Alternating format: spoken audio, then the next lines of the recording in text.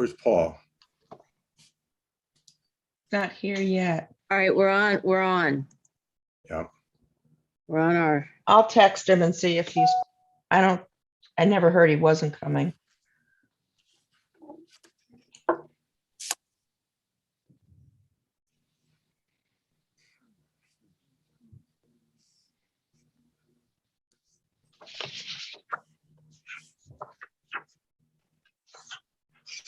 What it's worth, I would favor meeting in person. Yeah. yeah, Assuming we're all vaccinated. we are. Well, if there's anybody who's not, but How's your mobility, Dr. Rodas? You're now live on YouTube. It's I had my screws taken out of my hip because they were giving me trouble, but I'm walking with a limp, but I'm okay. I can get around. I can certainly get to the legislative office building. Okay. Okay, Paul is coming in. There's Paul.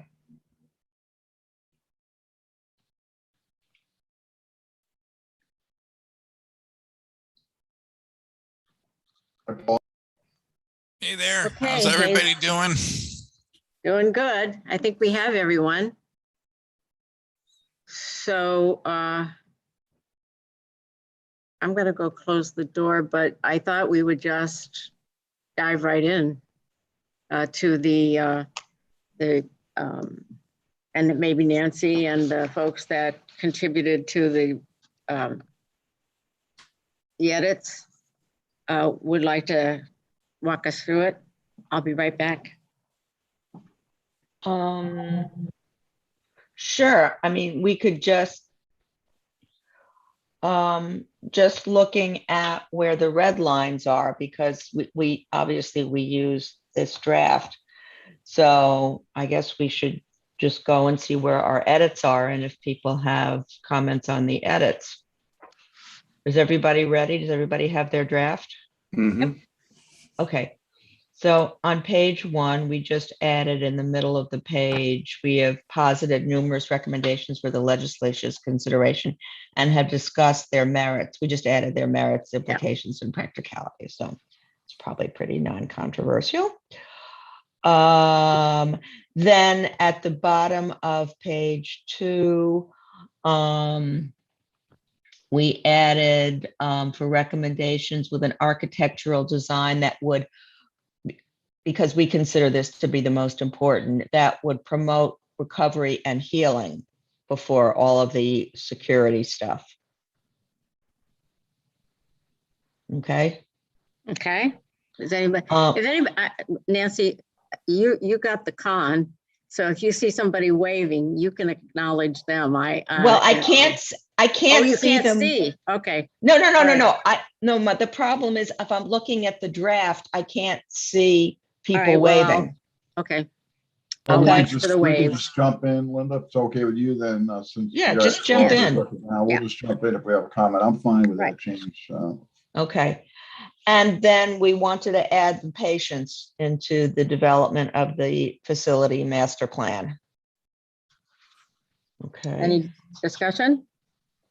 I had a Rolling question on that, Okay. just because at the very last sentence of that bullet point, it says it should include input from all relevant stakeholders throughout the process, which to me includes the patients as a central part of that. So I didn't know if like sort of separating them out suggested that maybe they weren't one of the relevant stakeholders. So would it make more sense to say including all relevant stakeholders, or I mean, involving all relevant stakeholders, including the patients in that sentence? I like We that. could do- I actually like that better because I think Okay. the point is important. Patients are stakeholders, but somebody might not think that. Right. So that's perfect. And by Yeah. the way, Okay. having designed now a couple of hospitals and be part of that, including the patients, is essential, really. And I think that's a great addition and suggestion. Has to be. Like Okay, I think that's we fine. all assumed that to be part of the stakeholders, but it makes sense to specifically hammer it. That's fine. I don't have a problem with that. Okay, so I'm just if I could share the document, you could see me making edits while I'm doing that if you want to, but I'd have to be made a co-host to the meeting. So I don't know if you want to bother doing that.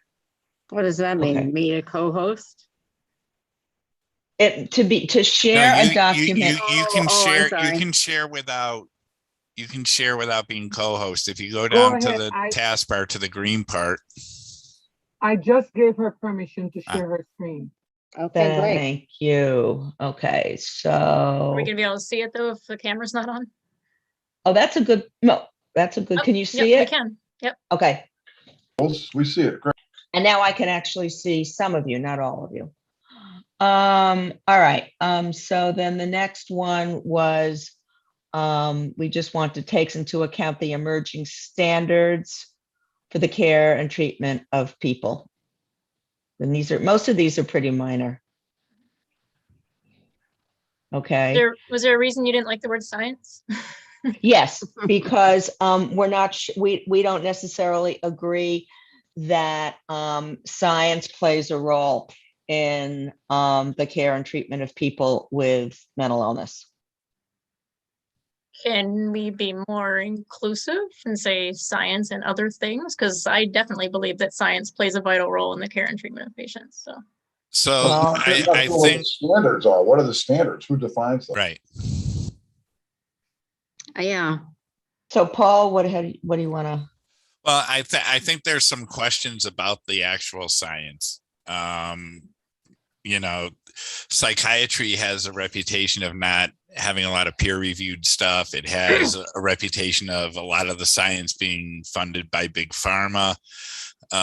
So I think that there's a lot of questions of the science, you know, especially when, you know, we have a whole society walking around thinking that people are chemically imbalanced when it's still a theory. It's never been proven. So Oh, well, can I just point out that science has a much broader definition than laboratories and test tubes and pharmaceuticals. I mean, social sciences are sciences, and much of what we've been discussing here is based on theory and practice and assessments, and not related to the narrow area of psychiatry and medication. So I think like everything, I mean, the opposite of science is just intuition, right? And science is just studying things and figuring things out. So there's a lot of science besides what the psychiatrists contribute to this. I can appreciate that larger view then. Yeah. I don't Okay. disagree. I don't disagree with the comment you guys made regarding science, the quote unquote so-called science and psychiatry. But just bear in mind that standards, first of all, emerging standards is an oxymoron, right? You know, typically, Yeah, I hear that. standards will only follow whatever science and experience Right. there is, right? So emerging standards, I actually think I get how that's an oxymoron. That makes sense. Emerging standards, that makes sense. So, Yeah. Paul, how do you want to? Could put evidence-based standards. Evidence-based would be fun. Well, Yeah. I would just put standards. And take out the emerging? Only because there's a lot of arguments around evidence-based too, where a lot of the practices, you know, like we had 15 people in Wisconsin and something happened to them, and therefore we have evidence. Are there no controversies regarding standards, Paul? There's no controversy regarding standards that I'm aware of. Evidence-based though, and science from a peer perspective, we definitely have questions about. But the broader term that Mike was talking about, we can definitely accept that. and so And then so- how would it read? I can as well, because I mean, standards in psychology is based in science. So I'm fine with that. It's implied in the word standards. So how do we want to word this then? Yeah, how will it be worded? That's the, I would just take out emerging. well, let me just say something about that word. You can have a standard and next week it is irrelevant because of science or evidence-based evidence-based science, but the idea that you don't want to be replicating the past, you want to be looking for the future. And when you go into this kind of idea of looking at the facility, you don't want it to be good for 10 September 2021. You want it to be for, you know, by the time the place gets completely built. So that's the word emerging, means that they don't basically stand back and talk about what was, but what can be. That's the exact opposite of what John just said. I wonder if it would, can we just So say? Dr. Rodas, do you have a problem with the word emerging, or?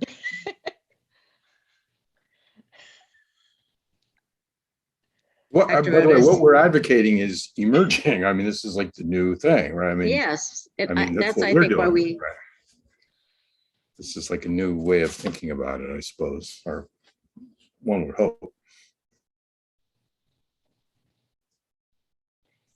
I'm going to How just about say, how about instead of emerging, evolving standards? what's the difference? Yeah. I don't know. It's wordsmithing. Right. I was just responding to John's contradictory, that it was a contradiction. Right. John's point was that if it's become a standard, it's not emerging. It's already Right. emerged. But It wouldn't be a standard it if is, it is in play. I would say that evolving standards implies that, you know, standards exist and they will continue to change as we learn more things. So that's why I was thinking evolving might be better than emerging. I don't know. Fine with that. That's fine. Paul? Evolving? Okay.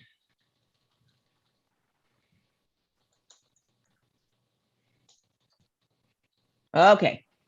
And we wanted a call rather than this specialized population. Let's just call them what they are. They're people. Okay. All right. Then the next bullet where there's edits, the milieu will incorporate, because we wanted to make sure that these things like patient self-enrichment, creative activities, blah, blah, blah, were not add-ons, were not extra things that might be thought of, but would be, as the last edit shows, an intrinsic part of the facility. Yeah, I Okay. studied Spanish, but milieu, I'm pretty sure has no A in it. Okay. IEU.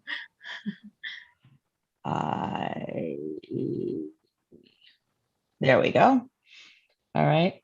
And just because I'm obnoxious about grammar and consistency, I would say a milieu that incorporates blah, blah, blah.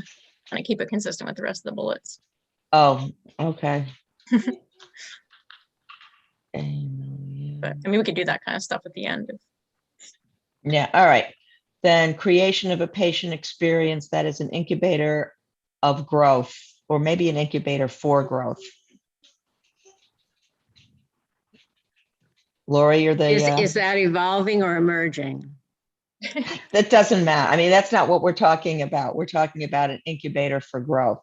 I like for growth better than of growth, but that's pretty minor. Okay. And then we wanted in the last bullet, because we've had so much discussion about this, to make it clear that we were talking about community services, not adding to the kinds of services or care that was provided in the institution. Can I make a quick suggestion with this one? Because this seemed to be more sort of stepping away from like the facility master plan a bit. I thought maybe it made sense to just have this as a separate paragraph, not a bullet, but like a separate paragraph, and begin it by saying, like during discussion of the facility master plan, there was consideration to modifying blah, blah, blah, and then go on to say, however, the task force believes favors strengthening community-based services, and the rest of the red line underneath. Does that make sense? All right. Sort of describing. No, I think that's a great point, because actually lumping it in here, besides the fact, you remember our discussions, right? We didn't want, if there was zero funds, if there was X amount of funds, what we didn't do is we don't want all the funds relegated to the campus, right? We want to make sure that there's an investment in the community-based services, which that's hyphenated, by the way, community-based. And by lumping it in here, it actually might get lost. And I think it is important enough it deserves, I think, a separate paragraph. I think that's a great point, Laura. Yeah. Because I think Okay. the whole goal of this is for recovery and healing is not to be just in the hospital. The goal is to have people be living out of the hospital in the community. So I think to say that separately is very important.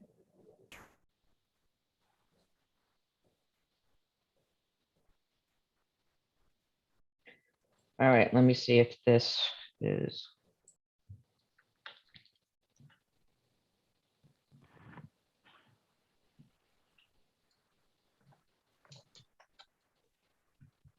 Okay, so does that introductory phrase do what you wanted it to do, Lori? Yeah. Okay, Maybe make a heading to it. Maybe just make a kind of a hard return after the, Yeah, don't like- have the end. Don't have the yeah, end. I was trying to, but my skills at Word don't seem to be good enough to do that. So Go back up to the bullet before where it says and backspace a few times up to the semicolon. okay. Okay. Backspace a few. Up to Oh the yeah, semicolon. right, There right. you go. Put a Now give a hard period. return. Hit the enter button. Again. Oh, Wait, undo no, There that you didn't go. work. All No, right. that didn't work because it Now you're destroyed. It destroyed what we had done with the. All right, so what I'm gonna do is I'm gonna take out this bullet.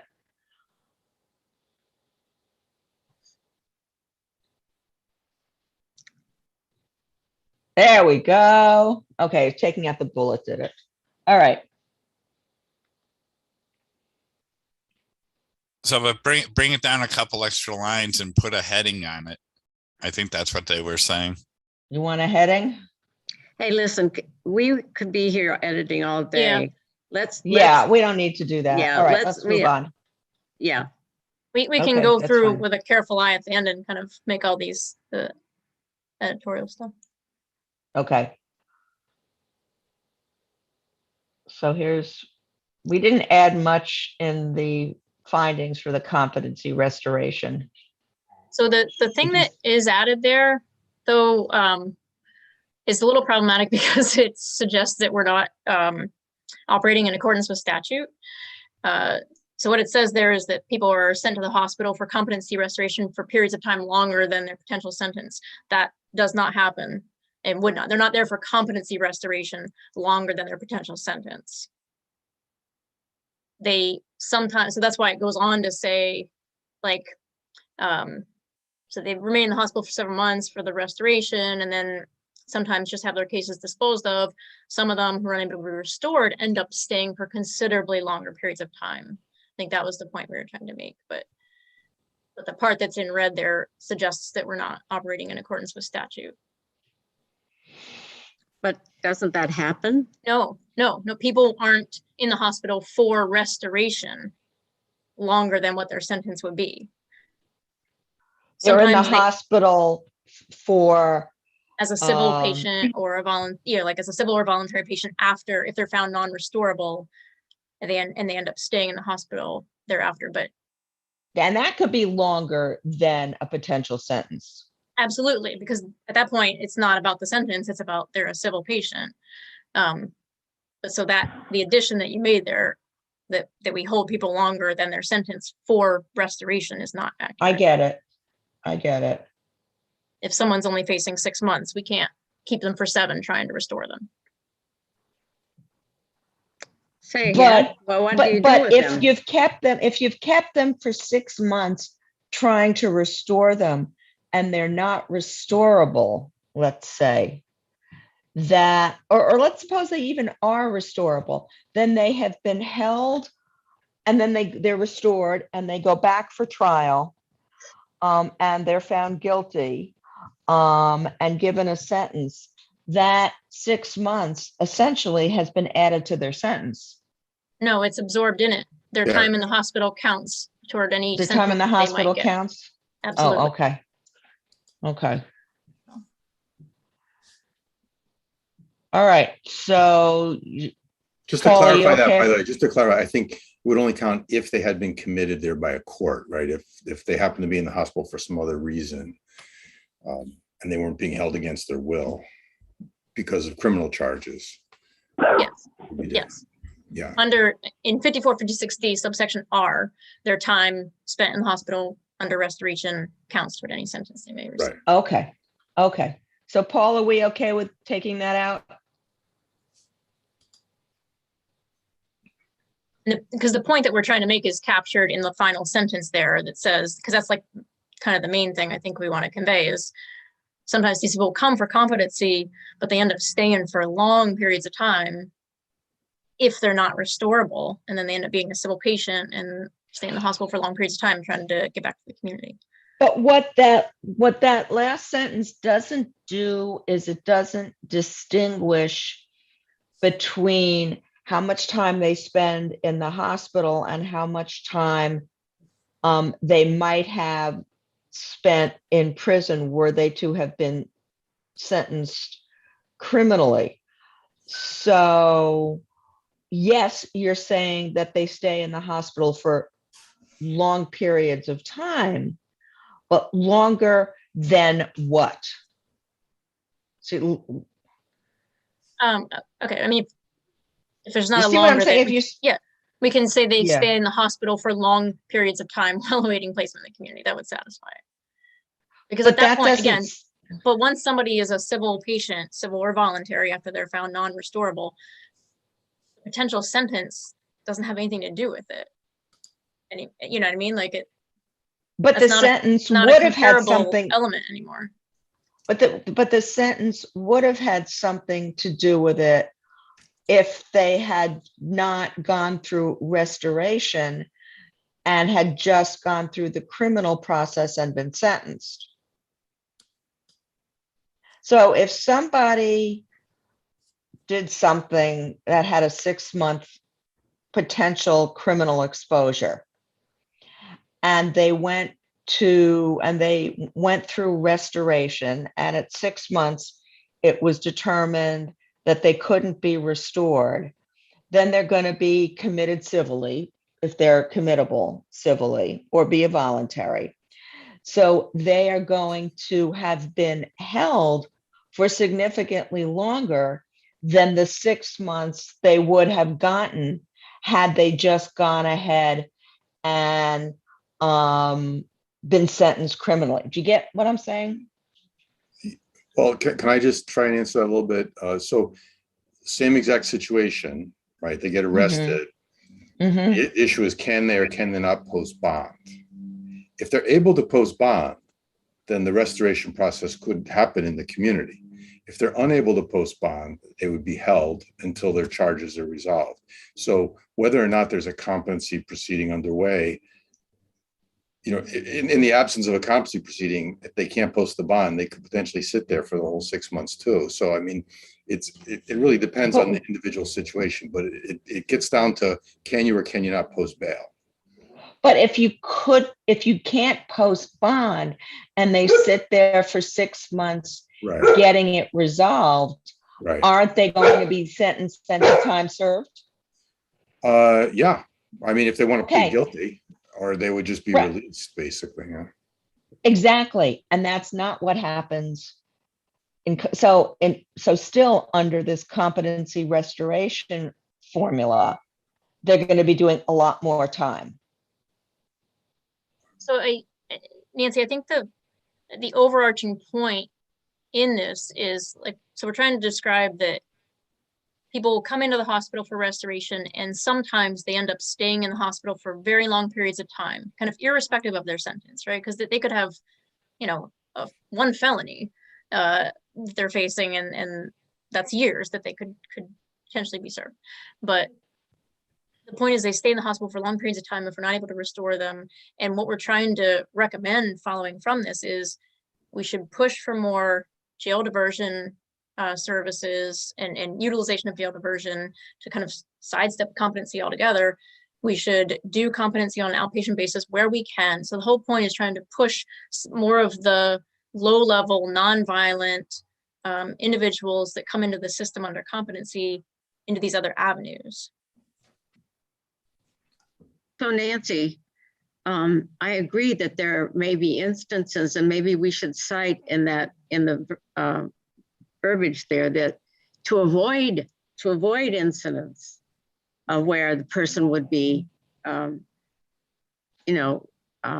detained longer than their sentence, because we found some things to suggest that. We're talking here about findings. We did find things that suggest that people do have to stay longer than their sentence. Did we not? Right, and that's exactly what we're saying.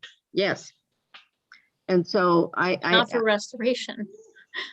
That's the part that I'm encouraging. Yeah, I understand what Lori is saying. Paul, are you still there? Yeah, I'm still here. Oh, okay. Can I just ask, I sent out last night some potential add-on language. Did everybody actually get that? Because I think this kind of Yeah. really. Yeah, Yes. I think that ties in nicely to this Yeah. section. Yeah, I mean, that's what I was trying to get at, the idea that there are more people being pushed into this competency evaluation pipeline than is really necessary, and so that might, is that where you think it should go, Mike? I would just put right at the end of the No. whole thing. No. That's The right. recommendation. I think he was talking about rewording the part of the recommendations down below. Oh, Right. Yeah, I'm just about adding on the training reference. That's all. Right, in the training section. Yeah, the problem I'm trying to solve is there are way too many people, in my opinion, being pushed into this competency evaluation pipeline, which results in all these unintended consequences down the road. So the goal would be to have that happen less frequently. So I think that was Laurie's point too. I agree. I think it's what you call in cardiology preload reduction. You want there you to keep go. people out of the system, That's not. right. And I don't know if we're fringing here a little outside our scope with getting into specificity here, but I think Mike, your paragraph, and I'm sorry I didn't respond to you last night. I think it covers a lot of what we want to say in the recommendations. It's good. But I think we're still, and I understand what Lori is saying, that people are only, what you're saying is that people are only going to be hospitalized specifically for restoration for no more than 6 months. For no more than the maximum exposure of their crime, or 18 months, whichever is less. That's what I'm saying. Okay, so let's say somebody's got a murder exposure, so then we're talking 18 months. Right. To deal with the That would- competency issue. To deal with With the competency issue. And as we found out, Right. even if you toll the 18 months, it doesn't mean they can't resume the prosecution. You'll be involuntarily hospitalized for the 18 months. You could be civilly committed after that's over.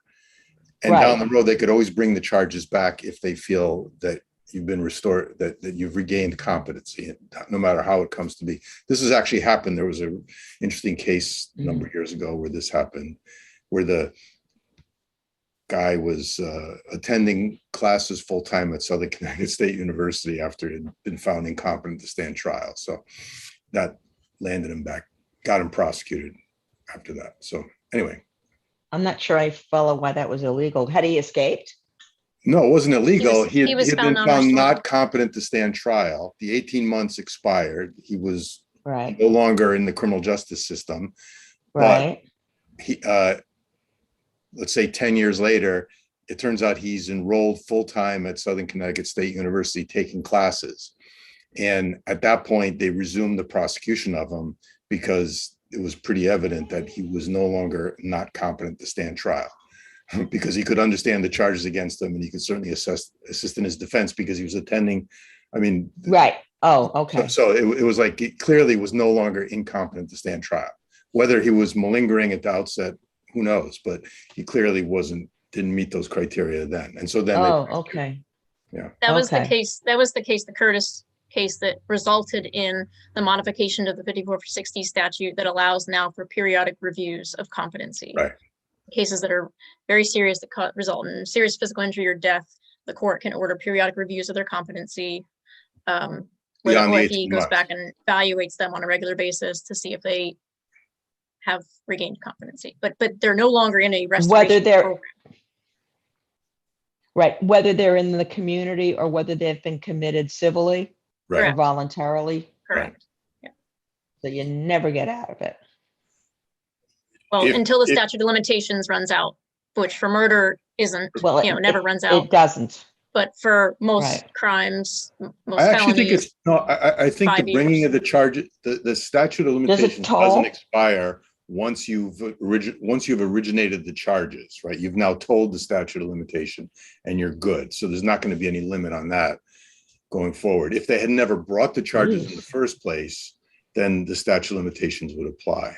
All right. So I'm pretty confident that's accurate what I just said, because the key is to get it in, get the charges filed before the deadline. And then however long it takes to complete the prosecution is another issue. The The guys, other thing I with all wanna due point out- respect, this is a fascinating conversation, but I would suggest we move on. Yeah. Well, we still needed to make sure that that sentence, that phrase that we added can come out while we're still,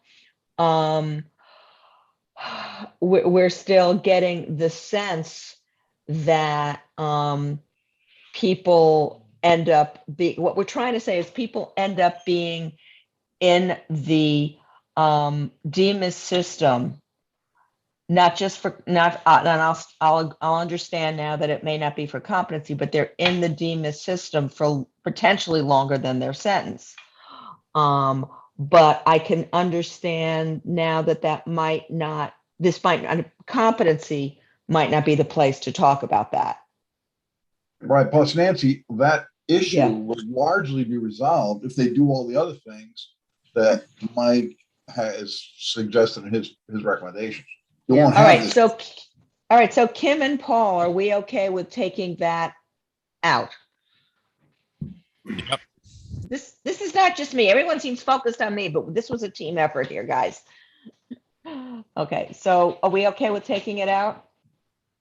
Okay.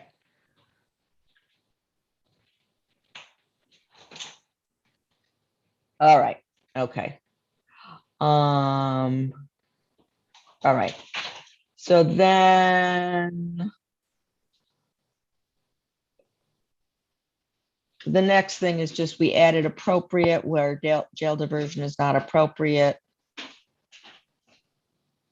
I think you said desirable. We weren't crazy about that word. We just Yeah. changed it to appropriate, but okay. And then while these tools will not replace the need for inpatient competency restoration. So maybe and what we were trying to say is that people should not be doing inpatient competency restoration unless they meet the standards for commitment of a probate court. Otherwise, it should be done on an outpatient basis because you couldn't have them in the system involuntarily anyway. so I'm not in favor of that. Because I think there are, again, there are more stakeholders involved in the competency process than just the defendant. And to set that standard would, I say, like a vast majority of people who do come for competency restoration and where it's desirable or appropriate for the prosecution to want them restored would not meet that criterion. So then why are they in an inpatient setting, then they could be dealt with for competency restoration in outpatient setting. That's exactly what the whole point of this is. It could be if they posted bond.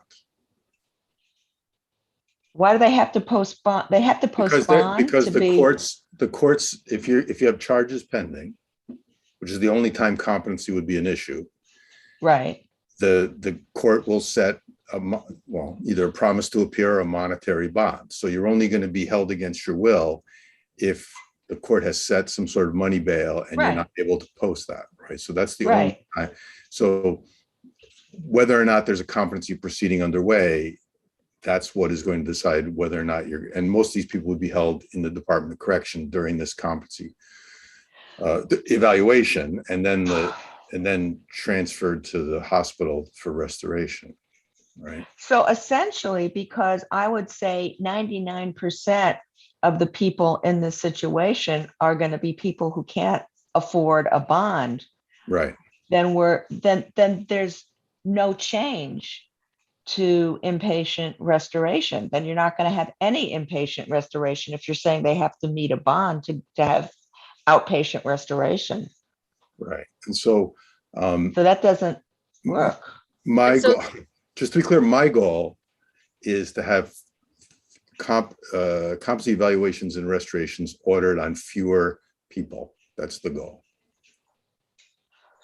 But I thought our goal was to do those that have to be done and maybe Right. have them done on fewer, have those that have to be done in the community. That's fine. That's another option available to the court. But I think with the focus on CVH and Whiting, especially Whiting in this case, I think one problem that's become very clear to me is that there seems to be more patients coming in the front door than is necessary. And a lot of that has to do with this chain of events that get started once a court orders a competency evaluation. So that's kind of my thought process. But I thought the whole thing that we were discussing was getting competency done outpatient. So Whichever, Right, but I mean, even if, I, oh, Which is an option the go- court has, right? And it is but why only for people who can make bond. right. The court can say, I release you on the condition that you participate in treatment in the community, right? I mean, the court doesn't have to set money bond. In fact, they're obligated to set the least restrictive condition to ensure the appearance in court of the defendant. I mean, that's what it says in theory. In practice, they set bond all the time, especially in Right. cases like we're talking about. So,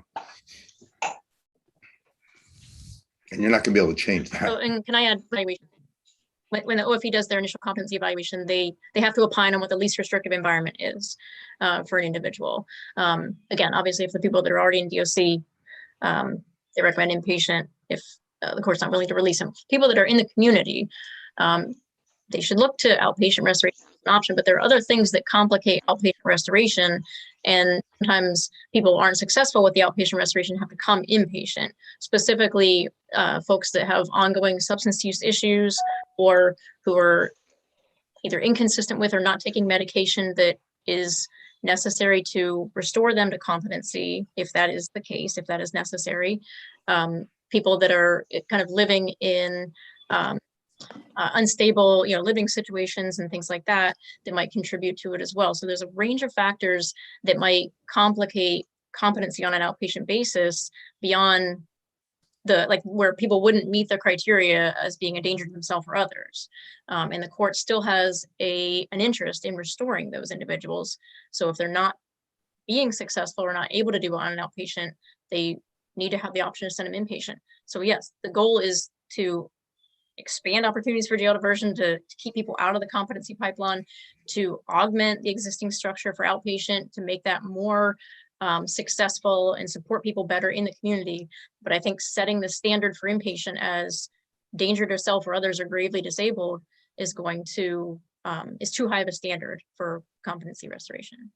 There are people who need to come in order to be restored, and that is an interest of the court.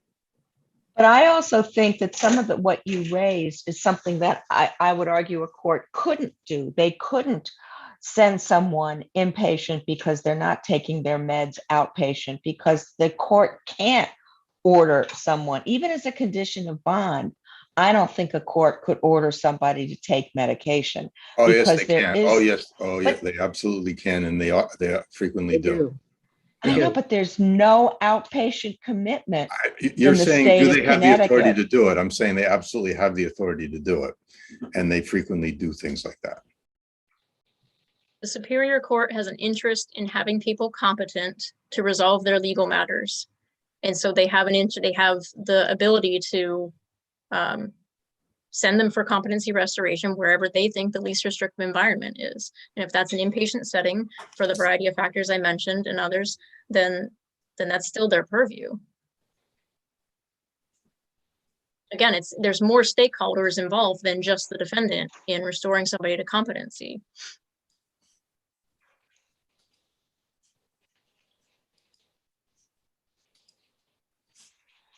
All right, come on, team, Paul, Kim. I'd Yeah, like to no, not be the only one on the fence here. No, I, you know, when you have to consider that bond has to be, you know, if there's bail that has to be paid in order for someone to get out, then those standards don't matter. The individual standards for probate won't matter, because if they can't pay, they're going in anyway. It's a criminal. Yeah, we're talking about people involved Right. in the criminal process. Yes. Right. Most I of whom are already in. Yeah. But it is true that one of the stipulations can be that they engage in treatment Correct. as part of their bail, because that's what happens with diversion Right. in the program. So, Right. Yeah, that should definitely be there. But again, it's probably not something we can change. Mm-hmm. And so we have to, I guess we could make the recommendation, but it feels like a moot point. Right. I'm not comfortable making the recommendation, is my point. I think that sets too high a standard. Inpatient competency. So what are you saying the standard is then for when somebody has inpatient restoration versus outpatient restoration? What's the standard? See, I think we were trying to give it a very clear, as clear as this is, but at least a standard that's based on current law. What is the standard then? So the standard that you put there is the standard for civil commitment, but Right, right. again, the Superior Court has an interest in restoring people, and they have to look to the least restrictive environment possible, and they're going to base that decision. That's the court's decision. Base that on a variety of factors, stemming from input from the evaluating team, the OFE, and sometimes, like for instance. Again, the OFE may recommend outpatient restoration for somebody who's in the community who wouldn't meet the criteria for civil commitment. And they may try that. And if it's not working, if the person's symptoms aren't resolving, if they're still, the symptoms aren't stabilizing to the point where they can be deemed competent, then the evaluating team may say, okay, outpatient isn't cutting it. This person needs to go inpatient in order to be restored. So it's a standard, I guess, is the least restrictive environment as per the purview of the Superior Court judge. And the judge has to make findings consistent with that, right? And so that. Okay, how about then, could we all live with, because I want to say something, because it still really bothers me. How about saying, while these tools will not replace the need for inpatient competency restoration when that is the least restrictive environment? Can we live with that, Paul, Kim? Yes, Okay, Yeah. we have to. And you're restating the actual current law, so that's fine. Right. It's good. And it's also consistent with the training stuff I tried to add in there. I mean, the goal is to make people aware of what those other less restrictive options might actually be and how they Okay. work and what the advantages of them are, all right, at least we're saying that, and we're reminding them of that. So, okay, that's the best compromise I can And again, Okay. the more we sort of beef up community supports in general and services, then some of these people might be more be able to be successful in outpatient restoration. Whereas currently, Okay. So we just changed the word inviting to open. I don't think it makes that much difference, but whatever. Okay, patient can I care and ask- programs. Can I just ask, is, Mike, Yep. with your additional, is this where you were thinking we should insert it? I would insert at the end of this section that relates Yes. to recommendations for, competency restoration. I think that's a good place. Okay. I'm not going to do that. So, All right, we'll okay, put so that just a in. couple of minor edits in patient care and programs. Just again, adding recovery. The recommendations we just added, that we wanted to make sure that some of these things take place outside of the facility. Okay. We wanted to be specific about sorry, my dog is not happy right now. We wanted to be very specific that people do need training on how not to abuse and bully patients, because that's why we're all here. So we just added that. And we thought atrocities was a more accurate word than episodes. But Did we I talk have about- a question. I have a question. So Nancy, the word atrocities is an open panacea and may not even get to, when people think of atrocities, they're not thinking about some of the things we know that happened there. Is there, if they say, well, this didn't rise to the level of an atrocity, let's forget it. And you know that could happen. But it did rise to the level of an atrocity. But there are other things that are going on that do not. So that, Like what? what I'm saying What do is you think is going on there that's not an atrocity in terms of the way human beings are being treated? well, If there was- atrocity. I I just think wanted the to say, point- if there was one atrocity, then you should be able to say it. Yeah. I think Linda's point is that not every instance of abuse or bullying might be perceived or defined by some as an atrocity. So Right. the point is, we don't want to just eliminate atrocities. We want to eliminate all bullying. All and of the abuse, all of the abuse. And I also. So So think what we word talked- would you recommend? I don't think it's a word. I think it's the potential for these atrocities and other maltreatments. Well, you should start and build up. You should say for the bullying, the mistreatment and other atrocities. But Yeah. when somebody says, well, geez, that's not an atrocity. I mean, I think, people losing their eyes and their nose and that's atrocities, but that's not what they would not actually in their mindset say this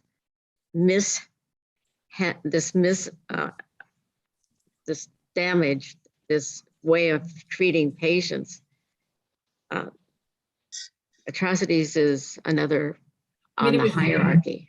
It was I don't know. I think that, inhumane.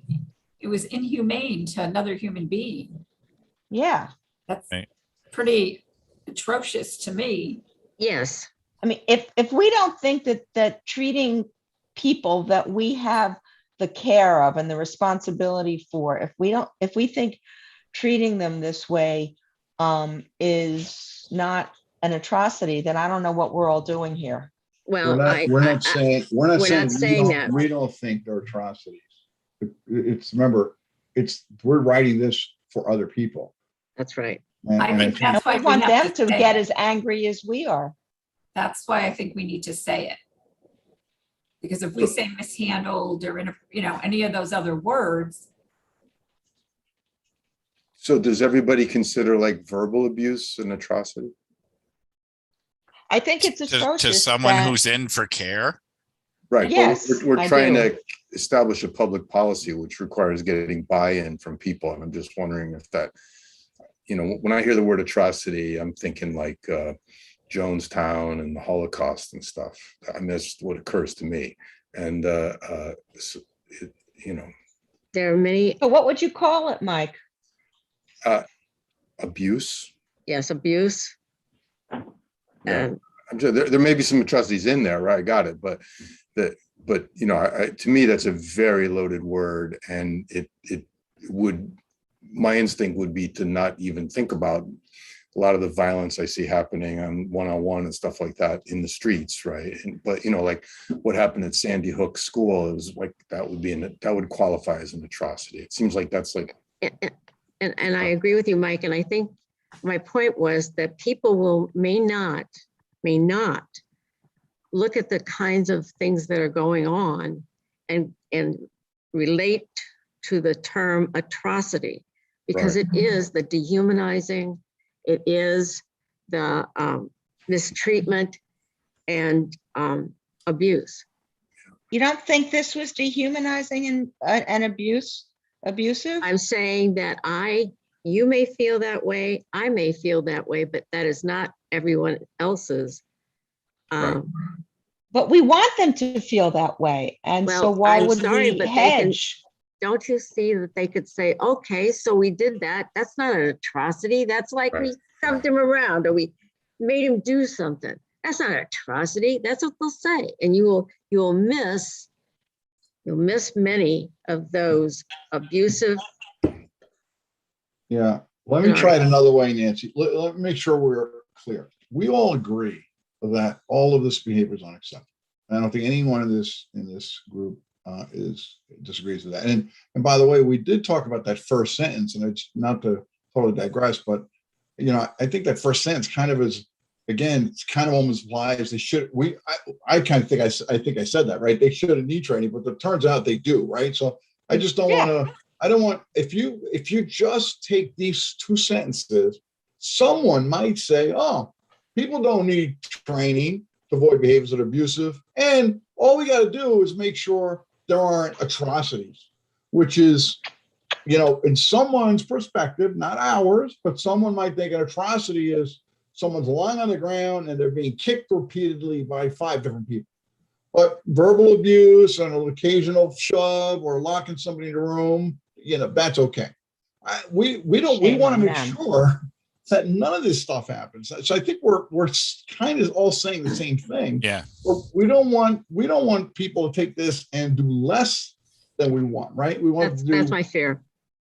Yeah. What about heinous? Can I add from a psychological perspective or point of view? Like you can't force somebody to see things the way you might see, the way we might see them as atrocities. And so you miss, sort of people shutting down and shutting off that anything that we're saying afterward by kind of putting that psychological Yes. connotation, that sort of connotation to it. So there might be just a better way of doing it. What about heinous? What about what Kim just said? heinous? Kim just said heinous actions. I guess the point I would say is any of those words have a very pejorative, emotional connotation to them. And while I understand, they're the guys, that's why we're here. We all understand that. But I think the reader might say, oh, these guys felt everything is extreme atrocity. They're clearly biased. And we don't want to appear that way. At least I don't want to appear that way. Let me just I think if we tone this down to be, well, I guess they shouldn't do this stuff. They weren't being nice guys, to bring in people who don't understand that this is a heinous and atrocious way to treat other human beings, then I don't want to be here. We don't, it's our obligation to make people feel strongly about this and to think about it. Can't make people And if feel we anyway. can't do that, then what are we doing here? And let's remember, we know some of the details. And That's true. They were heinous.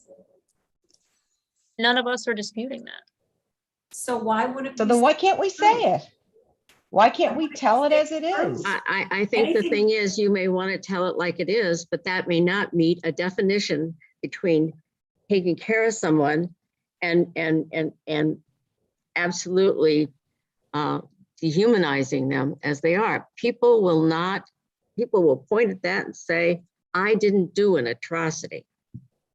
I would That's rather okay. start this whole paragraph with saying the incidents that have occurred are unacceptable and should never have occurred and should never occur again.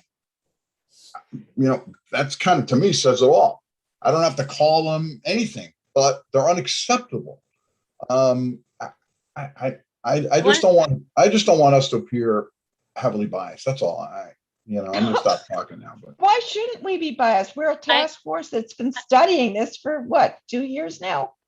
I wonder if it would be, because we already, in that first sentence, which first of all, I think we also said we should maybe take away the word licensed clinical professional, just say Oh, yeah, you're professionals or right. treating professionals or whatever. Anybody.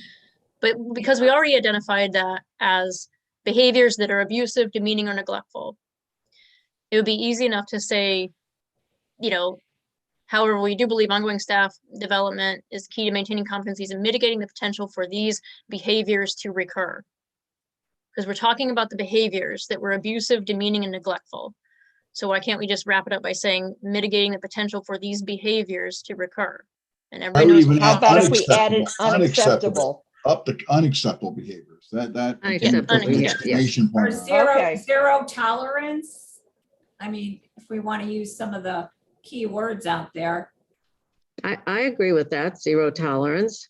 Yeah, we could add something about management or whoever should have a zero tolerance policy towards these behaviors. I would absolutely add that again. I as think that emphasis. that we could put it in a statement saying that the Department of Mental Health and Addiction Services has to adopt I think zero they have. tolerance for the kinds of behaviors that were exhibited in our, as we found in our deliberations. Well, you know Has what the So maybe- problem to with that adopt is? a zero tolerance Wait. to abuse. Can I interject though? Like right here, we're talking about staff development and training. And that seems like more of a, we're kind of No, making an. I would think that that's what the training has to be. It sets Well, the tone. Yes, but everything is essentially about that, like the accountability, the monitoring, the training, the patient care, all that is sort of, has to adopt that sort of mindset. And I'm pretty certain that DEMAS has that in the policies. And the Well, problem we is want- the Laura, union, we want- because They the may be in the union, policies, but they're not being. No, They're not I know, being I know, but I'm just saying, Right. like, saying they should adopt it, well, I think they have, but that needs to No, mean it something in does- terms of no, how in- it gets. In actuality, I don't Right. think they have. Yeah, yeah. They have to, it has to have some oomph behind it, and I don't Yes. see that. And we do not Yep. see that. but the after problem with looking the at decades and decades and decades of the same write-ups, the same abuse, and no one is in charge.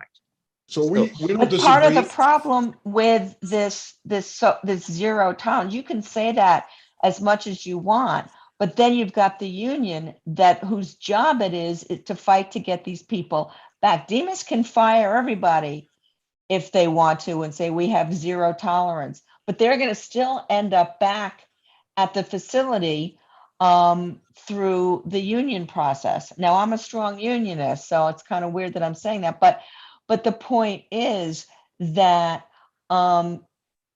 DEMAS's policies right now probably say that. Whether they follow through with it is a different question, but there's only so much they can do when the union's job is to get people their jobs back.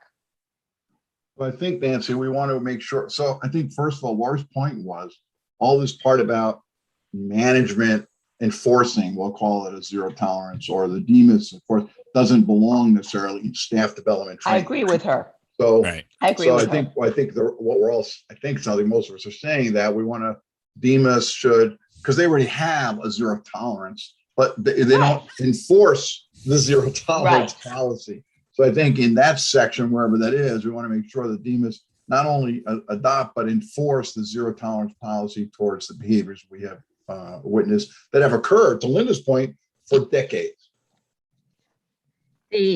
As much as they, I mean, we wouldn't say this, but as much as they can, because they're not the ultimate arbiter in whether somebody keeps their job or not. As much as they can. I understand. All the more need for the, other layers of accountability that we talk about in a little bit. Well, I think that accountability is what's missing through this whole thing that we've been looking at.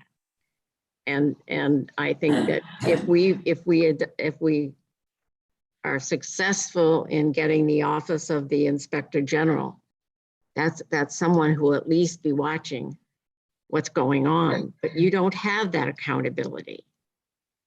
It is like, it can be, and no accountability also leads to an infestation of I don't care and they don't care and I'm not gonna do this. So I would just say that the recommendation maybe would be that DEMAS adopt and engender the training, go along that line. And I also am a strong unionist. And I believe that if you set a standard, it will help people to step up and actually work to have those standards. But it can't be, well, it's not enough, or it's too little. I've dealt with the union too. And I know that sometimes they are also for the patients. So I would just say, we should, that concept of a zero tolerance, they may have adopted it, but they need to implement it and they need accountability to it. But then don't they also need a mechanism to enforce it? Because like Nancy said, if someone has been neglectful or abusive towards a patient, they're still going to keep their job. And I don't think that should be something that happens. Well, I think when we can't do anything about that. With the Office of the Inspector General, we would have a better opportunity to do something about that than there exists right now. I think that's wishful thinking. The union's pretty damn strong. And I make a point about the including specific training here. I was just wondering if it would make more sense to say, rather than saying like how not to abuse or bully people, to say including specific training on how to treat people with dignity, respect, and civility.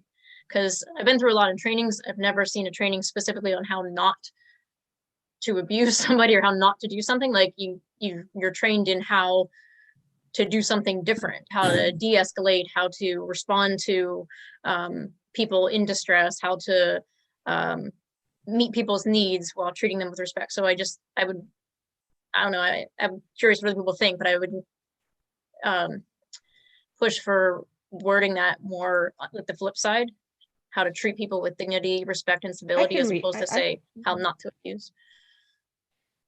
I like that. I think including something about with sensitivity to disparities and inclusion would also be relevant there. But I think that's a good way to say it. And let me make sure I've got that. And I agree, but it really goes back. This is more than just about development and training. This is about the culture that is within that or those institutions. That's the problem.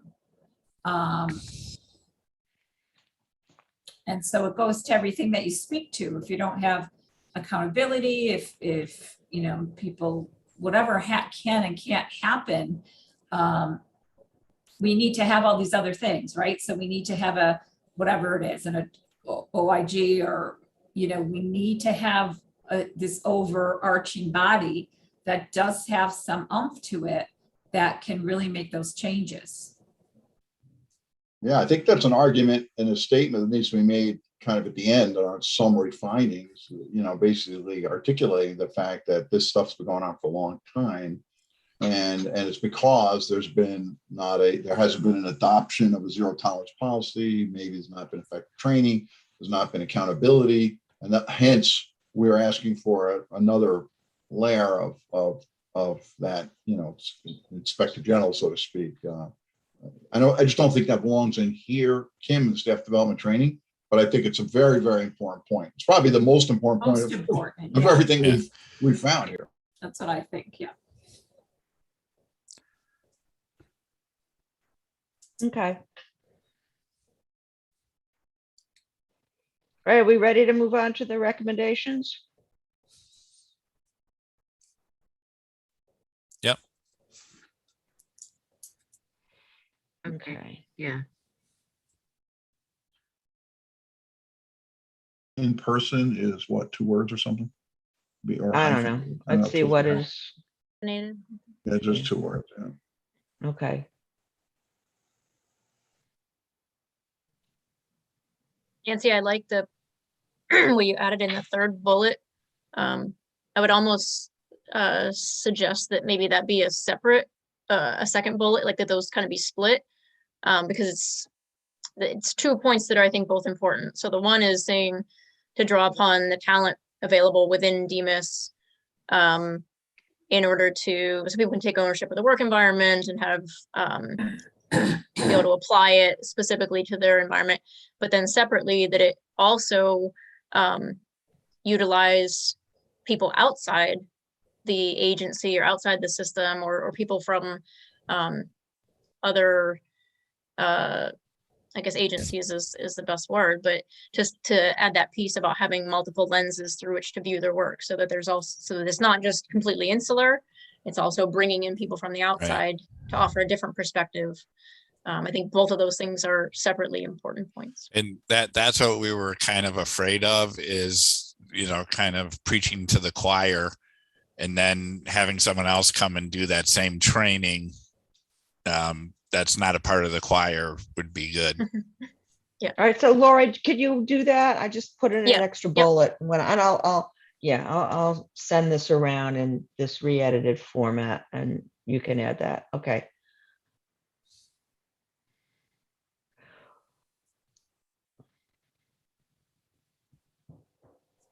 All right, we changed basic to thorough. I think people at DMIS need a little more than a basic knowledge. Okay. All right, anything else in these recommendations? Or should we move on to community services? Okay.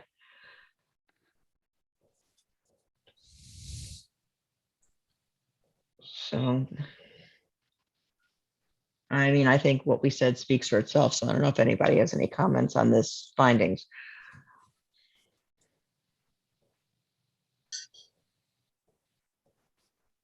Okay. Hearing no comments.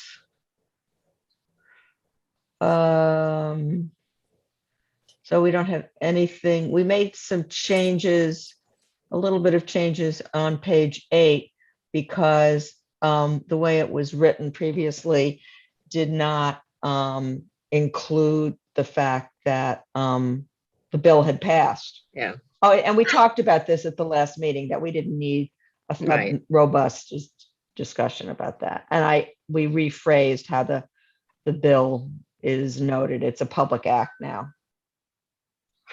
So Okay. Nancy, I apologize, but I am gonna quibble with saying that the task force is pleased to note. If we could just make it, you know, during this time, we learned that the public act passed, or say that, you know, most of the members of the task force are pleased, because I'm still a dissenting opinion. I'm not pleased about it. So. Well, we can't say that we could vote on it but we already did vote on it.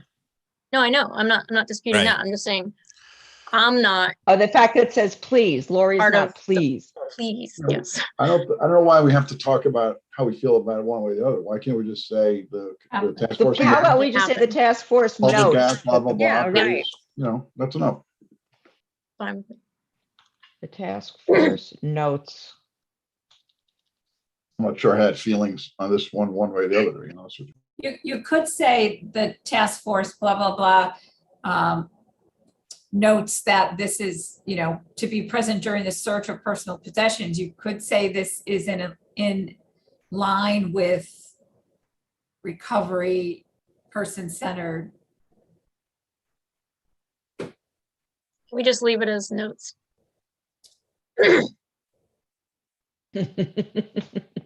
Well, it is a step forward, is it not? Well, that's, Yeah, Not everybody feels that way. but I think, I think we can say the majority feels that. Well, we It's- just said we weren't going to talk about our feelings. I'm uh, okay with just leaving it that we Okay. note Yeah, that let's this go is on. passed. And we Yeah. do actually in the findings above it, like through our just what we had as far as discussion. I think we, excuse me, put in there that we discussed its implications and we noted about the patient bill of rights, and it provides a mechanism to address extenuating circumstances, so on and so forth. So we have some of that in there. Mm. Yeah. Okay. All right, so the recommendation on the bottom of page 8.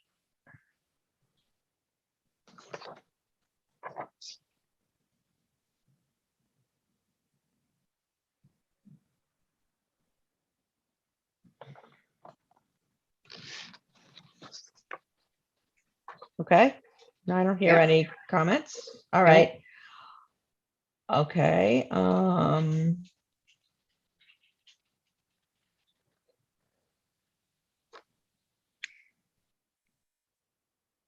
so if anybody has Yeah. any comments on Um, page 9, but if otherwise we could move on. Yeah, Where does the part is consequently recommend that it be amended to permit patients the opportunity to petition for temporary leave? This should be a clinical decision.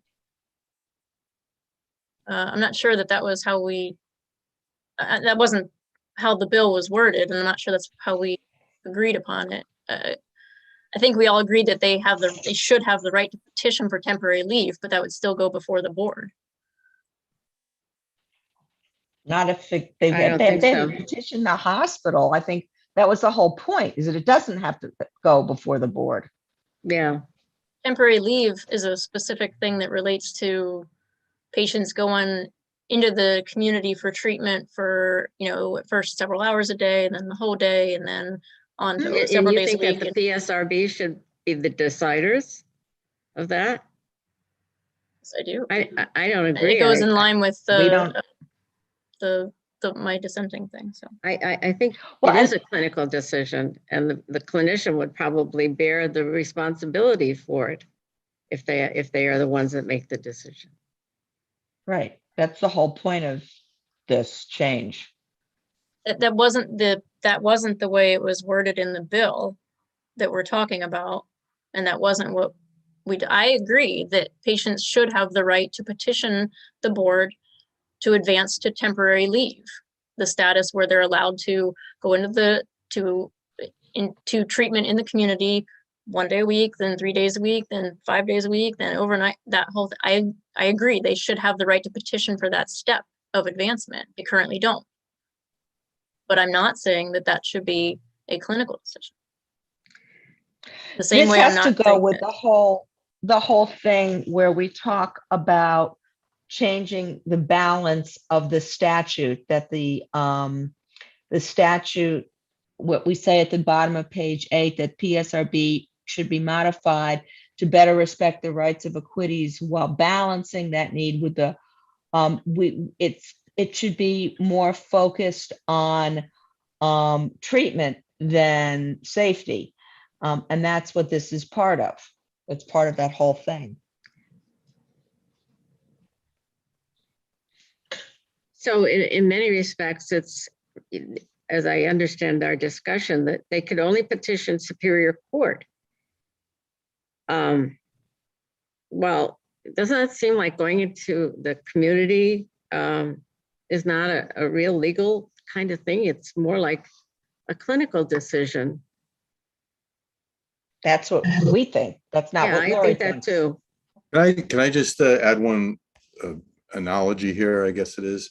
You know, if this was in the regular criminal system, once the court does what it does, then these decisions get made not by prosecutors of the court. In other words, if you're incarcerated, whether or not you get released or allowed to go to a halfway house or whatever, these are all decisions not made in any kind of adversarial process. It's just based on assessments by professionals. And so I think, you know, it is worth noting that it's not like you have to have a hearing on whether or not you can be released on transitional supervision or halfway house or a leave to go to a funeral and stuff like that. I mean, But temporary leave isn't talking about a leave to go to a funeral. It's not like a specific event where the patient is requesting to go into the community to attend something like that. It's a specific step in the process. Let's switch to halfway house then. Halfway house. I mean, there's no board that sits and votes on that. It's just like the people that are managing you make those decisions. They're the people that know you. And Yeah. I mean, I'm just saying, like, if you were in prison, it'd be easier to get out the door than this. This isn't inconsistent with other states, even though other states don't have the PSRB. This isn't inconsistent with how other states manage NGRI equities. The decisions about, particularly when it gets to community level, so they may allow like in Virginia, for instance, they allow the Department of Mental Health there to make the decisions about internal movements. But when it gets to community transition, going overnight into the community and things like that, the court of original jurisdiction, the Superior Court, is the ones that has to weigh in on that decision. So it's not like in a that doesn't mean it's right just because it happens in Virginia. It happens. All of the states that I circulated that sort of summary to you guys a while back about management of NGRIs in other states, and every state that I looked at, the ultimate decision about release from the court's purview and ultimately into community living goes back to the court of original jurisdiction. This is what separates the criminal courts from the civil courts. And people that are here under the PSRB, under NGRI, are still tethered to the criminal court. But oddly enough, in the authentic criminal justice system, that's not how it works. There's an irony there at a bare minimum that it's, you know, the decision process for various release mechanisms for criminally sentenced people is not laden with all this boards and commissions and votes and stuff like that. And these are decisions made by professionals who deal directly with the persons who are incarcerated. People in DOC, but don't they also go before a parole board, which is a body? No, that's about 10% of the early releases are parole board releases. Most of them are, you know, transitional supervision, halfway house, DWI house arrest, and all these things are decisions made by DOC staff. And we're just talking about, it says temporarily. But well, temporary leave is a specific, doesn't, again, this is not like 2 hours in the community to attend a funeral. We're talking about a specific step in the process that involves going to treatment for several hours, you know, half a day and then a day and then 3 days and then overnight. I mean, it's a specific step in the process that involves greater, you know. So is that a clinical program? When they do that, do they have to go through the PSRB, or is that clinical people say, let's try this, let's see what happens here? Presently, or do they have to go to the PSRB and get permission to be able to take the patient and let them try to going outside of the hospital? Presently, temporary leave requires petition before the board, and the board has to approve that. There's a whole application process that gets set up, and it outlines, you know, exactly what the treatment's going to look like, where it's going to be, where they'll eventually go for overnights, who's going to provide the treatment, who's going to provide the monitoring, what that has to look Does like. the PSRB do all those arrangements?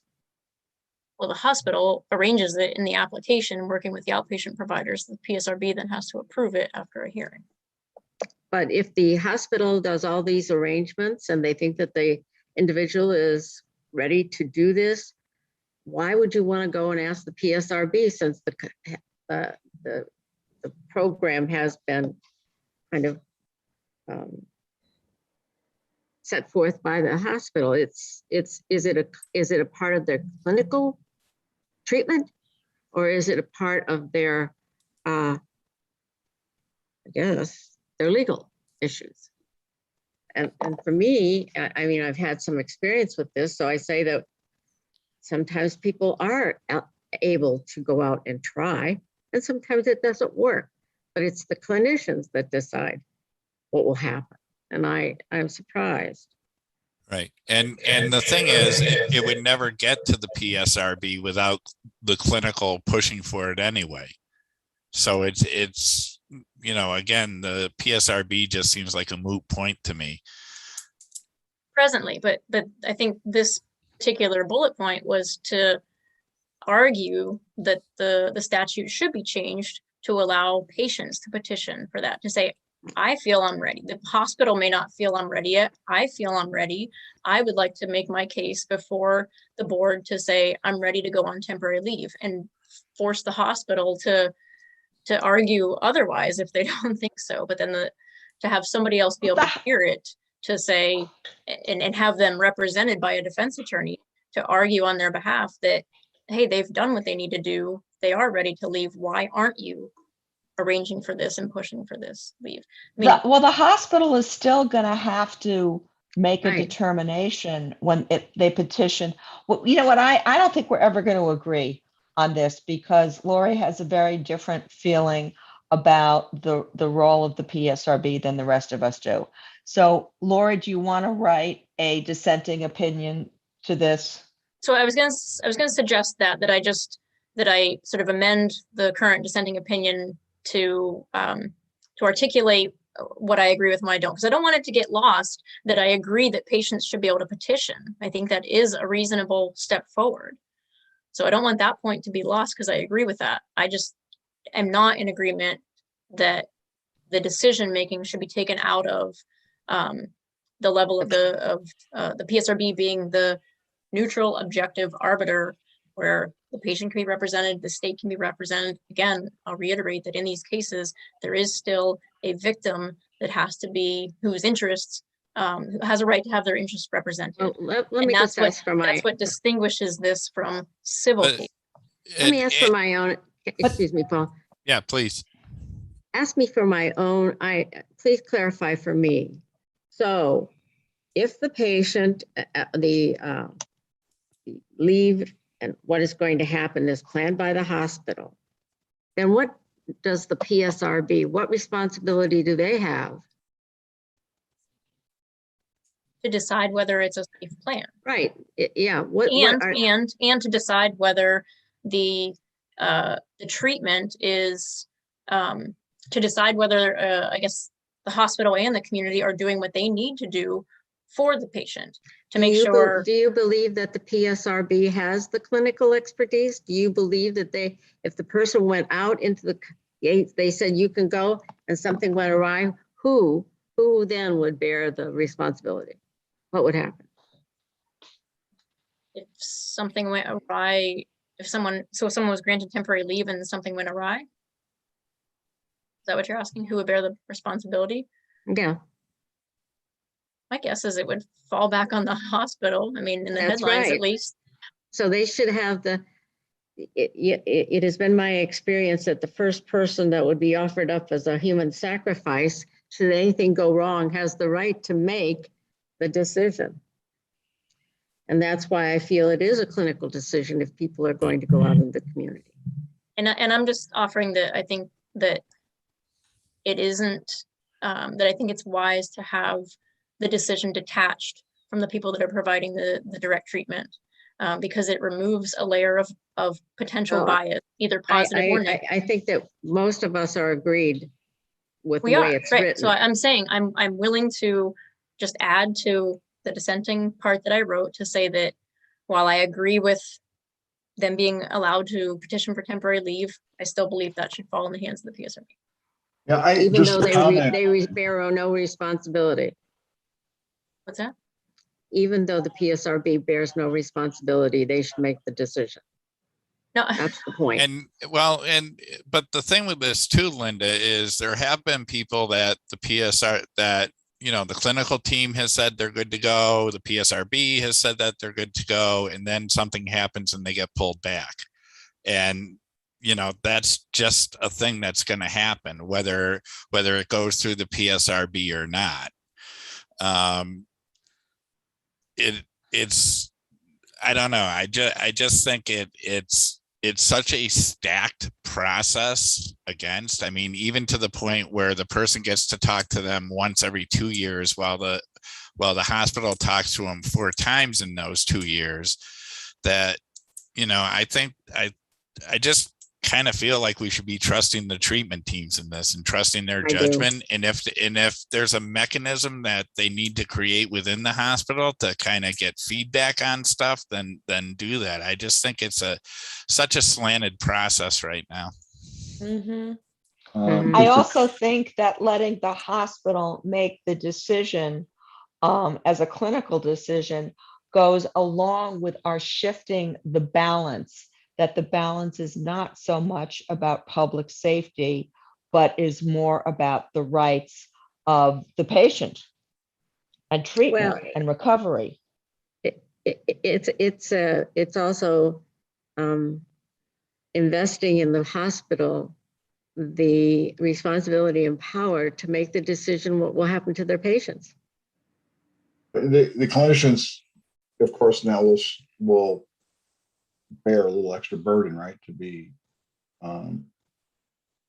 extra careful, I guess, for lack of a better word. But so I think we've agreed that Lori will write a dissenting paragraph arguing for the preservation of the PSRB, but adding, I think the one concern I have is that, look, because we could write all day long that we think the PSRB is superfluous. What's the point? They approve 90% of these things anyway, so what is the point, right? That's the simple argument. But I think that we may not eliminate the PSRB by our recommendations. So I think Lori's point is an important one, that just in case it's still around, patients should have the right to petition. So, and I think that was Lori's point. We don't want to lose that. So however you guys word that in there, whether it's in Lori's dissenting opinion, because I think we all agree, right? If there's still a PSRB, the patient should have the right to petition prior to or in between those quarterly intervals or semi-annual, whatever they are. Do we agree to that? Yes. Well, I think, but we're saying that even if there is a PSRB, that if the patient wants temporary leave, that they should still be able to petition the hospital. Yes. Right. Yes. Okay. Okay, so Lori's going to write a dissenting opinion. Okie dokie.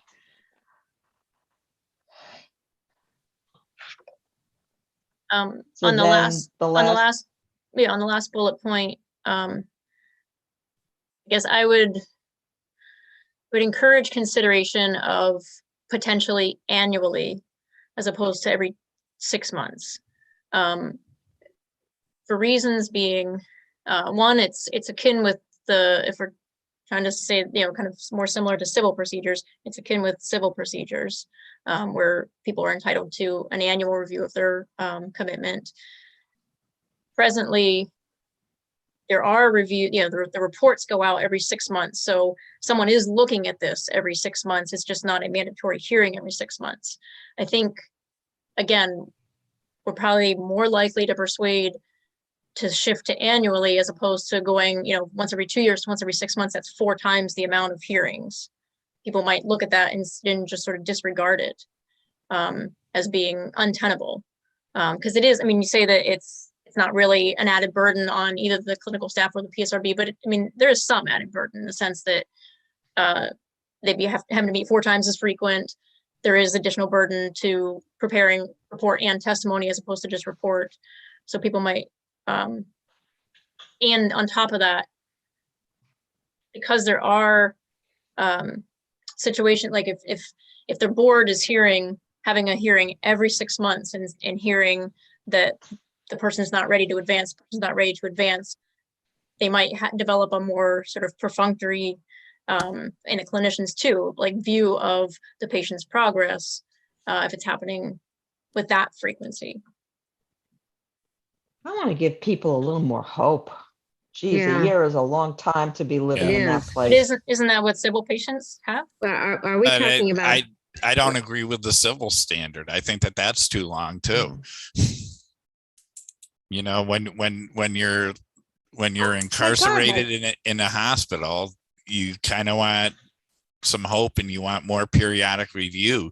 This saying that you're here and it's okay if, a year of your life goes away without any real review on your progress or anything like that by probate is, I think, not a good standard. Would it be helpful to say, or sort of a compromise to say, we recommend that consideration be given to shortening the interval between mandatory reviews, perhaps annually, if not every 6 months, and sort of leave it If as. if you're talking about the legislature, the best thing to do is to ask for the sky. And then what you have to do is then you have to negotiate down. But if you already have negotiated down by your proposal, then you're going to end up with 2 years anyway. So you ask for what you really, really want. And if you don't get it, then you can compromise. But I see no reason to compromise at the get-go. And I feel that every time the hospital speaks, the person through their attorney should have the right to respond. So right now the hospital is doing 6 months reports, but there's no response from the other side. And to me, that's just not adversarial. That's not, it's building a storyline. Well, could it be amended to say, so in the same vein that saying patients should have the right to petition for temporary leave. So should we say like patients should have the right to petition for a hearing at a shorter interval, as opposed to just saying it's going. How many patients are we talking about, Lori? How many patients are the PSRB responsible for reviewing? I could get that number for you, but sure, give us a wag. Give us what? WAG, that's Air Force, a wild blank guess. WAG. 200 How many maybe? patients? Huh? But that Maybe 200 plus? 200? But Lori, what you're suggesting is adding another layer. You're not giving them an opportunity to be heard every 6 months. You're only giving them the opportunity to ask to be heard.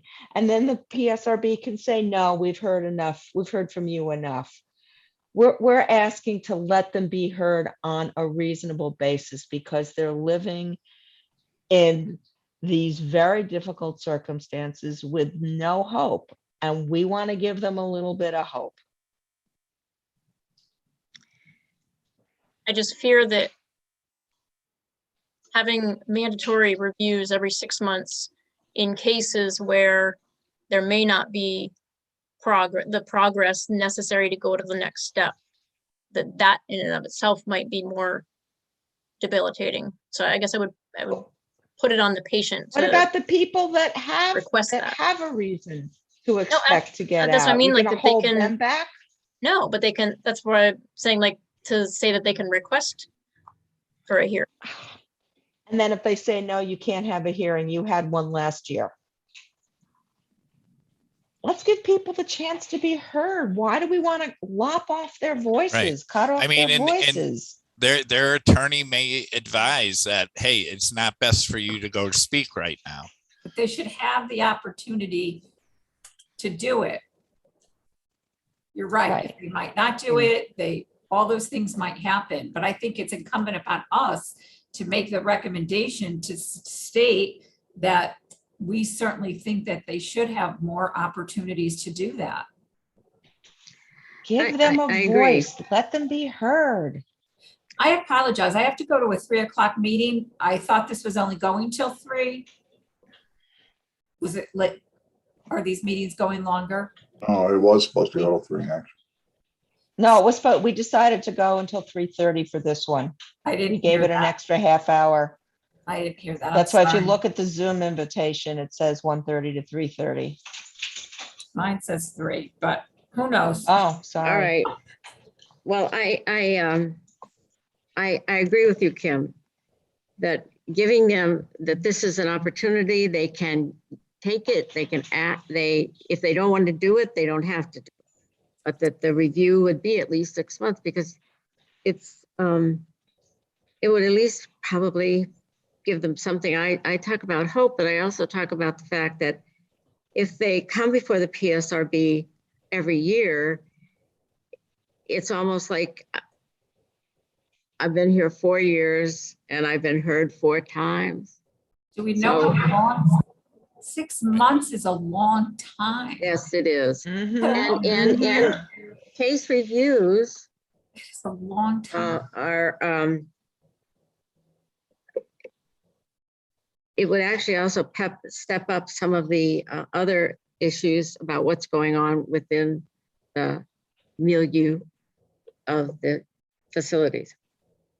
I think this was the last somewhat controversial edit. I was just flipping through the rest of the document, and there's a little stuff at the end. But I think this was the last one that might engender this kind of discussion. Yeah, I think the other things that were in there were almost editorial and not necessarily Yeah. substantive. Yeah, so I think that, having gotten to this, Laura, if you want to do another, put it in your dissenting opinion, No, put it in your dissenting I don't feel strongly, opinion. I don't feel strongly enough about it to do that. I guess I'm trying to be mindful of the fact that I know there are cases where people just aren't moving forward, and being brought before the board every 6 months, I don't think would be good for them. So that's why I'm trying to, orchestrate And they can say a no. mechanism. They don't have to Well, do but if it. they can't. If it's a mandatory hearing, it's a mandatory hearing whether they go or not. But they're still having their case put out there. It's a public forum, and it's not. But their case is still going to be put out there in a report from the hospital. Yeah, but not in a public forum that everybody can watch and attend. So Well, again, PSR I don't feel this like so strongly about this that I'm going to quibble about this language. I just want to make. But let me can I ask a question then? So just so I understand, because Lori, obviously you're closer to this, than us, only having lived it. So I think we want to avoid, I don't know what the right word is, the busy work. In other words, of just going there mandatory every 6 months when no one thinks you're ready. We don't want that to happen, right? But we want to, and I think we all, I don't know about you, but I think we all agree that the patient should have an opportunity to say, hey, I think I'm ready, I want to go, right? That's the balance. Yep. So I'm wondering so I don't think we necessarily are saying it's mandatory if the patient doesn't think they're ready and the patient doesn't want to go and the clinical staff don't think or they're their ready, right? attorney. So I think it's a matter of if should be as frequent as whatever. I don't know if you have to say a stipulation as long as the patient has the opportunity. But what I think we're saying is at least every 6 months, they should be given the opportunity to go before the PCS. And not to have to ask for the opportunity, that they can request a hearing, but they have a right to a hearing every 6 months. And they can waive that. You can always waive your rights. Right. Is that reasonable, Lori? Yes, that makes more sense. That's fine. I think that's. They have a right. They can waive it. I guess that's kind of akin to what I'm thinking of, that they can ask for it. But yes, if it's there, they can waive it. It's easier than saying you have to ask for it. I'll also point out that even it's not like things only happen at the 6-month report mark or the 2-year mandatory review mark. Like if someone has for instance, a 6-month report due in August, if by September or October, the hospital feels that, hey, they're ready to move on and we now have the pieces in place, the hospital is obligated to petition the board for a hearing. So they don't have to wait to the next 6-month mark. Well, So there's also that element that things are supposed to happen as the hospital reaches that opinion. You're not supposed to wait for these, markers. But you just think about any other institution where they would forthrightly say, we only review your record every 2 years. What kind of professionalism does that portray? Really? I mean, I think about all the work that goes into taking care of these patients, but at the same time, when you have, they only have to do this every 2 years. That means you're going through the door and forget it for 2 years, then your number comes up. I think it would add a great deal of energy to the process and perhaps even be inspirational and encouraging to the patients that they didn't have to wait that long to be heard. Yeah. And I'm a little worried about I understand the waiver and that may be the way to go, but I'm a little worried about pressure on patients to waive their right to a hearing. You're really not ready. Well, that can happen too. And it is a, what do I want to say? Pressure from whom? Their staff. Well, from the staff. But from the that's irrelevant. They're represented by staff. a defense attorney. Their defense attorney should be able to advise them, to do that, not the staff. Well, I do think I think that's unrealistic.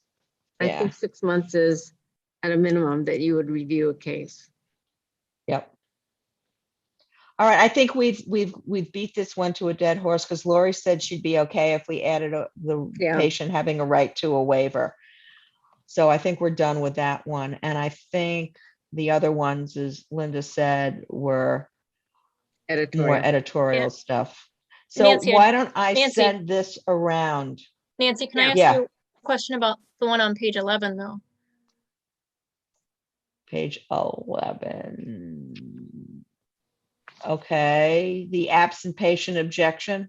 Yeah, is that how we want that to read? That patients can waive having that outside. So we're talking about the Office of the Inspector General here. We're saying we want to give patients permission to not let them review their records. What if they've been abused?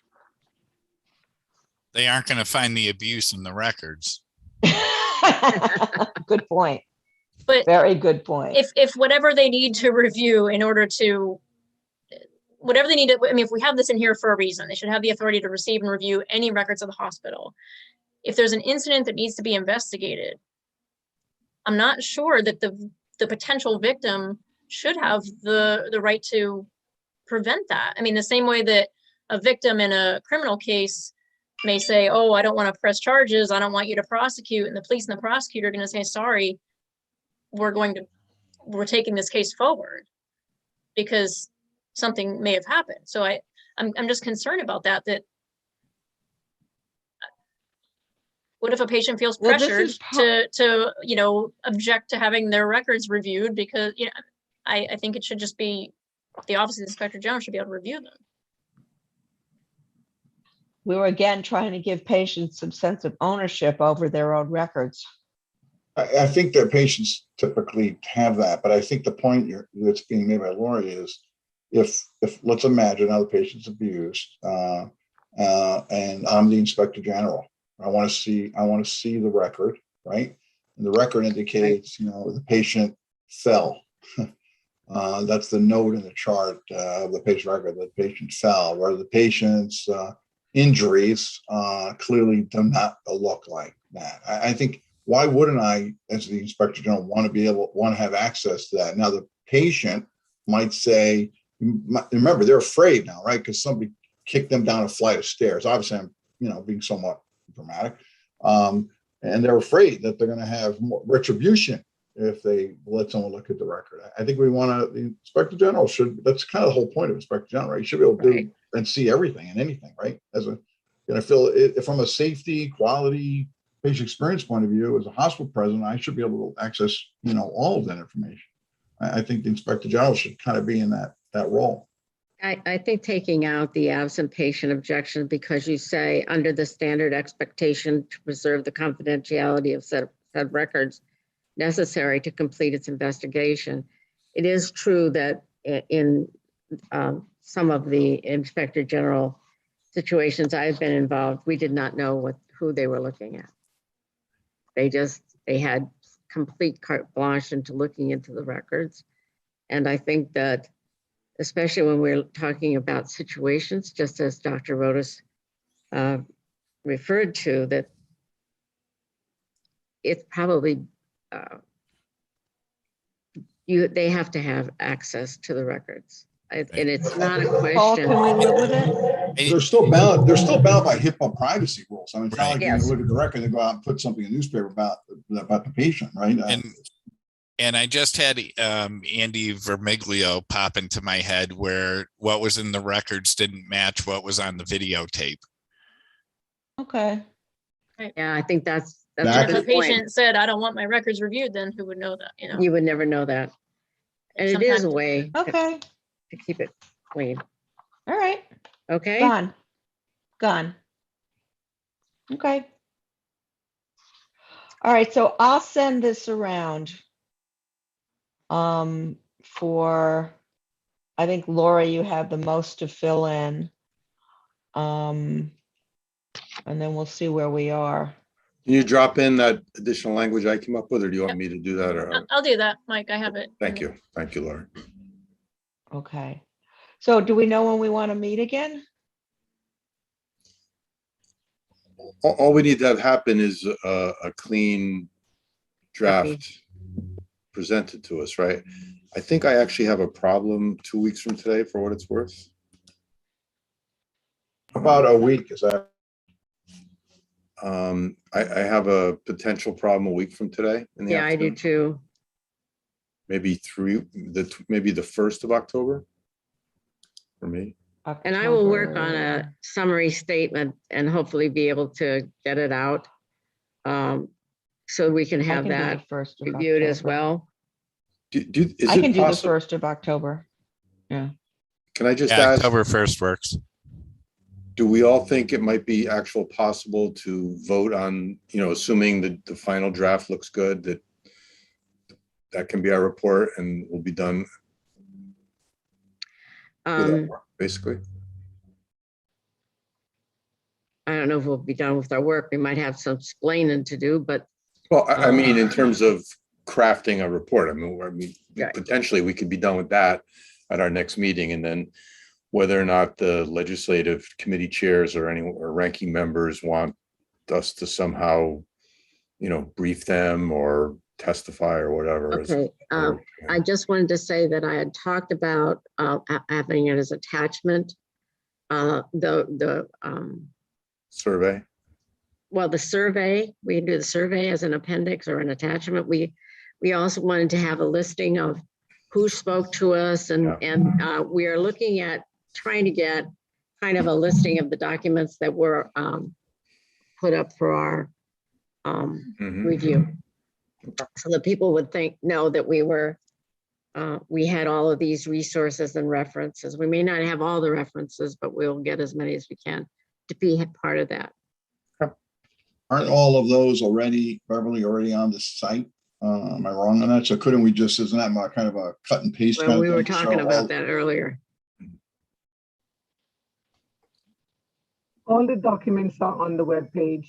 That's under the Public Health Committee, but it's several, maybe 100 pieces of documents that when we requested stuff from DEMAS, they sent us a lot of information. Do we want all that information to be like? We'll curate it. We'll curate it and get down to what was I'll work with you on this. It might be good to even throw in, because I'm sure people would be impressed, like how many times we actually met.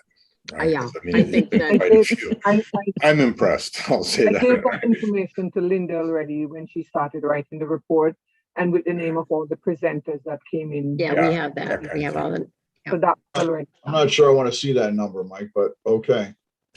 What am I gonna do with my Fridays now? I'm gonna miss Beverly's smiling face. Hey, guys, so we're gonna meet in 3 weeks. And we're gonna have, let me just so I understand what we're process. Nancy is gonna send what she has now to Lori, who's going to add Mike's paragraph and add her things. And then Lori, you will distribute to all of us. Is that my understanding? So we're Yeah, looking for your email. Accept the changes and distribute Okay. to everybody. We can do one final look through. Okay, and we'll all carefully edit, review, make any things we want to see change, and then we're gonna send it back to who? Anybody? Who are we sending it back to? I guess. Well, we can send it Beverly, back I to, guess. huh? Beverly? Yes, I'm here. Should we send it That's to who you? we Would would- you like it? We'll give you autographed copies. No, I mean, if we find 3 typos, I mean, we don't want to send that to Beverly, right? I don't want, I'm just saying, I think just make the corrections and let us know. I mean, okay, and of course, I think we're gonna have to have somebody else read it and format it and stuff like okay. that. So we'll And just I will- those typos at the next meeting, just so I understand that, October Right. 1st, whatever. Okay, And Linda said that she's gonna start on a summary closing. Yep. So I think maybe Okay. if anybody has like bullet points or thoughts or anything, again, just Send forward them. those on to Linda so she can develop that. Okay, well. Thank you, guys. Anything Are you else? on that? No, All right. So I'm just gonna send it to Lori, not to circulate it to everybody, just to right, Lori. and then That's Lori fine. will circulate it. I'll circulate Okay. it to everybody like a week before the next meeting. I'll give everybody time to look at it and find typos and as soon as you have it, we're fine, Yeah. or, but Yeah. no less than a week, I guess what you're saying. Got it, okay. Okay, Okay, all right. all right. Bye, Bye. everybody. See ya.